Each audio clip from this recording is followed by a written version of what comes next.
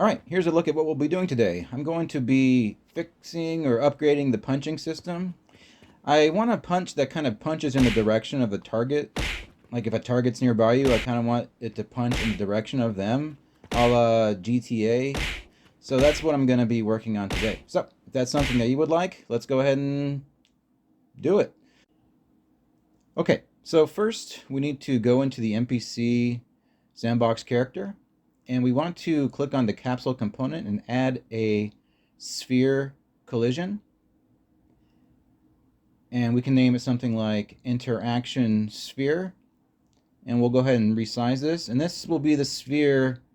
We'll resize it to something like 175. And this will be detecting whether or not, our player's inside the sphere. And if our player's inside the sphere, then we can punch towards it. If you're following along with my tutorials, and in the NPC you have the attacking variable, I'm going to set it true by default. That way on begin play, they don't start running towards me. I only want them to start running towards me once I've punched them and dealt them damage. So go to your NPC's event any damage node and follow it to the end where the hit montages are playing. And we want to take a look at that reset combo function. Reset combo, it sets attacking to false. So when attacking is false, they'll move towards me to try to attack me.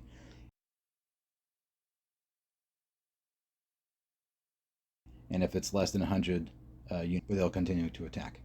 All right, so also at the end of any damage when they are KO'd, I want to create a new variable and call it KO, because we'll be checking for this later. And if the NPC is KO'd, we're not going to try to hit towards their direction. And actually, let's replace this. You see how there's a delay right there? We want to put this before the delay. We want this to happen immediately. So I'm going to change that positioning here. And then also I'm going to set actor enable collision to false. That way they're not colliding with me anymore. And I'm doing this so if you could loot them afterwards, but you could just destroy character or destroy actor and that would remove them from the map. But I want to be able to loot them and I haven't set that up yet. So that's why I'm keeping them in the map.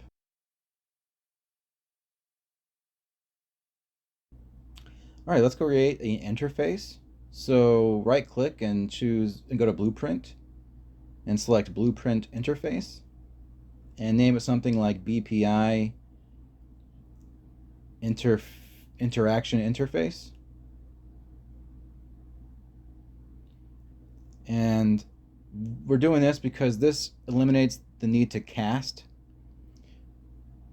And we'll go ahead and name this something like attack target location. We want to use this BPI to grab the location of our target. So we'll create an output and we'll name it something like attack target location. And we'll change the type to a vector,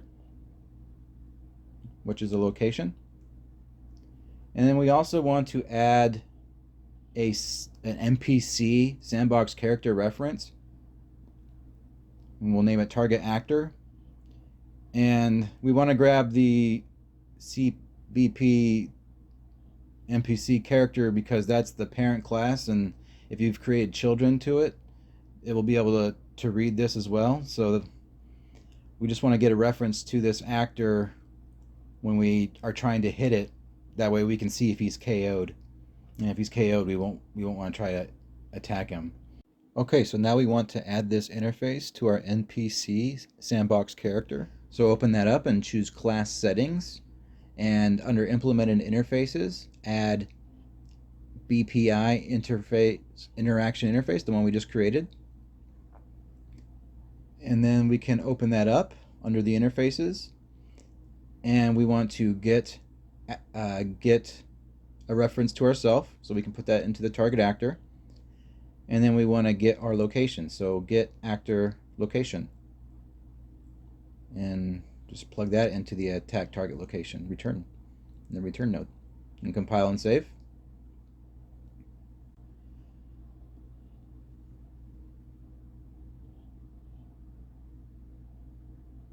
So now in our sandbox character, we want to create a function that checks if the thing we're attacking has this interface. So let's go ahead and add a function and name it something like HasActorLocationBPI.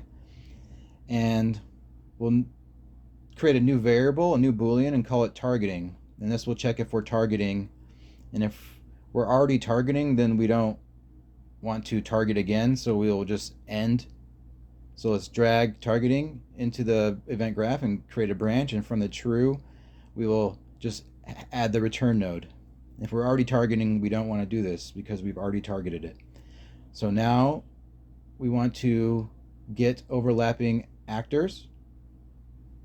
So this is if we're inside of that sphere that we created for the NPC, and we want to do a for each loop and plug that into the false of the branch that's checking if we're targeting, because if we aren't targeting, then we want to target.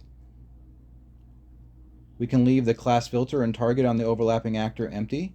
So from the array element of the for each loop, we want to check does object implement interface, and we want to choose BPI interaction interface, the one we created earlier for the interface.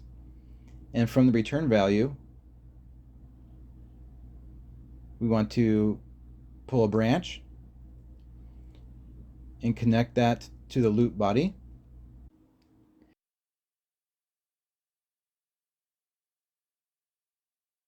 And from the true, we want to drag out and set targeting to true as well and connect that to true.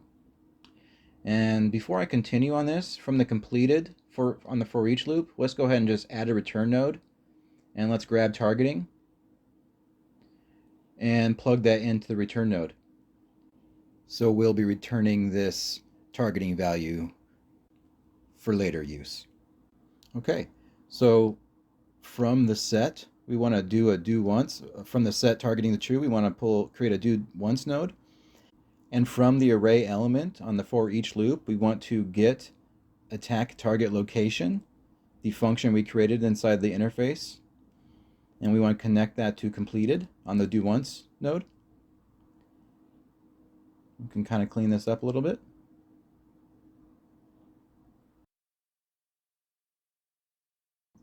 From target actor, we want to get if he's KO'd, and if he's KO'd, then we don't want to move forward with the targeting. And from KO, let's create a branch and connect that to attack target location. So from attack target location, we want to promote that to a variable and name it attack target location and connect that to the false. Because if he's not KO'd, then we want to target him. And if to target him, we need his location. All right, so let's get our character movement reference and drag it into the graph. And from character movement, let's set orient rotation to movement to be true, because that way we'll move towards the character that we're trying to attack. And if he's KO'd, if that is true, then we want to pull the true into the reset of the do once, and then we'll continue to look for another character to attack. All right, so let's go ahead and implement this function that we created where we initiate our combo system. So where we're doing the switch on int, for each combo strike, we're going to want to check if what we're striking has that interaction BPI. Because if it does, then we want to attack in the direction of that. And if it doesn't, then we will just punch normally. Because maybe we're overlapping with a tree or something and we don't need to punch towards it. So from the true, we want to delay. It creates a brief delay that gives us a chance to turn towards our attack target before we play the punching animation montage.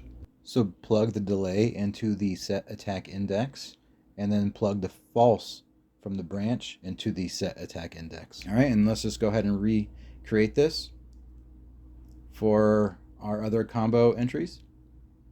And the reason that I'm calling this function before every strike in the combo is because on the move input, we will turn targeting to be false anytime we try to move. And if we try to move and targeting is false and we're in the middle of a combo, then when we try to initiate combo strike 2, we will then turn back towards the target.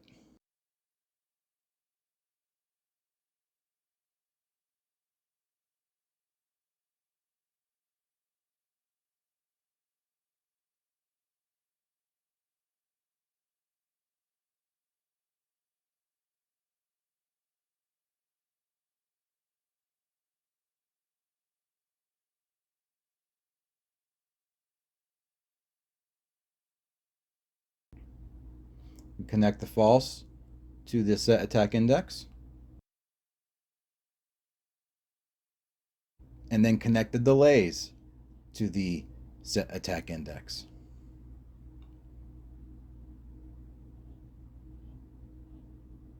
And make sure all of them are connected.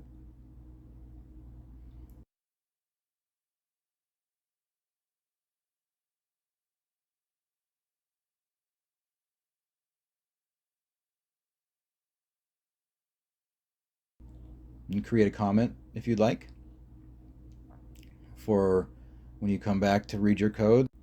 So reset combo is a great place to turn off targeting. So at the end of reset combo, set targeting to false. And that's because reset combo fires at the end of our attack montage, and it only fires if we didn't try to attack again. So if we didn't try to attack again, then we're not trying to target something.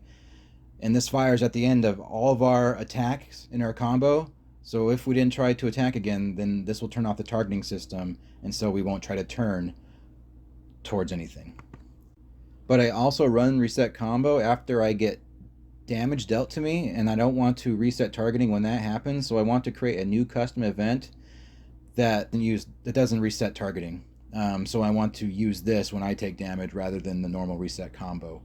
So at the end of my any damage event, I want to change that reset combo that now sets targeting to false. I want to remove that and use the took damage custom event.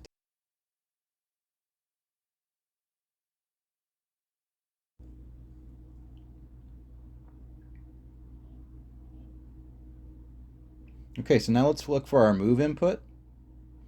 And if we try to move, let's turn off our targeting.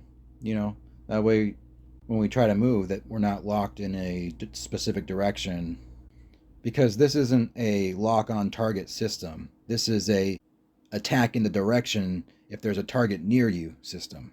All right, so let's navigate to our event tick, and at the end of the update camera, let's create a branch and check if we're targeting, because if we're targeting, then we want to do some stuff. But first inside of update rotation, let's open up that function and let's pull out a branch before the sequence, and let's check if we're targeting, because if we're targeting, we don't want to update our rotation. We don't want to use this function to update our rotation. We want to update our rotation another way. So if we're targeting, we're not going to use this function. And let's go ahead and copy this set rotation rate from the true value and paste that to the true value of if we're targeting, because we want to use that rotation rate. And let's pull our attack target location into the event graph, and let's also get actor location. And now we want to get the direction, so direction get unit direction, because we want it to attack in the direction of our target.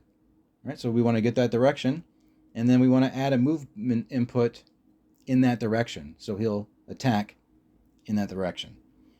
All right, and so we'll connect that to our set rotation rate, and we'll plug the return value of the direction get unit direction vector into the world direction of the add movement input node. All right, and there you go. And so at the end of reset combo, rather than do turning targeting off automatically, let's add the delay. This will increase the time that we're allowed to run towards the target. Because if targeting ends, then he won't continue to move towards the target, right? Because he'll think that he's at the target. But as long as targeting is active, then he's going to run towards the target. So I was running into an issue where my reset combo notify was firing too quickly, and I wasn't able to get to the target to punch him in time. So that's why I added that here. Okay, so back in the NPC sandbox character, after we set KO to being true, we can also turn off our targeting by accessing our sandbox character reference that we created in an earlier video. So from our sandbox character of reference, set targeting to false after we set KO to being true in the NPC character, because once he's KO'd, we don't need to target him. So this will prevent our character from running towards a KO'd NPC on the ground. I also noticed an oversight here. I never turned it to disable the tick when the NPC is KO'd, and you want to set actor tick enabled to be false when they're KO'd, because on the event tick they do a bunch of like update movement, update rotation, just like in the sandbox character, and also I added attacking, so we want to make sure that the tick is off. And for the code coming off of the event any damage, where we're getting the anim instance, I created this code before the NPC had the ability to punch, and now that they can punch, this makes it so they can't get hurt when they're punching, so I need to change this location. So I'll just go ahead and delete all this code except for the set current attack index to -1.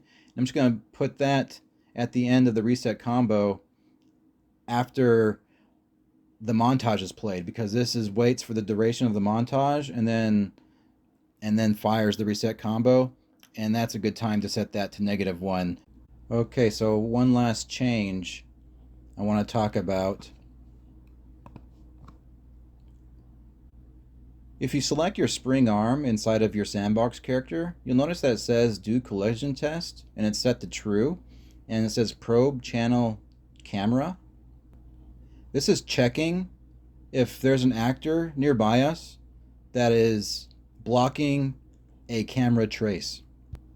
If your camera is doing a collision test and an actor is blocking a camera trace, then your camera will move in closer to you until it's not colliding with that actor anymore. So when I originally set up this punching system, I was using a camera trace and I was blocking camera traces on my NPC, and so when I'm getting too close to him, sometimes it's bringing the camera closer to me and sometimes it goes inside of my body. So I want to change it to a visibility trace rather than a camera trace, and that will prevent that from happening. So we want to select our mesh.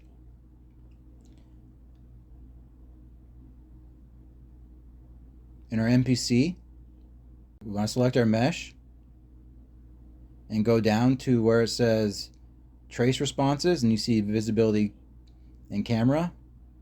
We want to change the camera to ignore and the visibility to block. So let's go ahead and do that.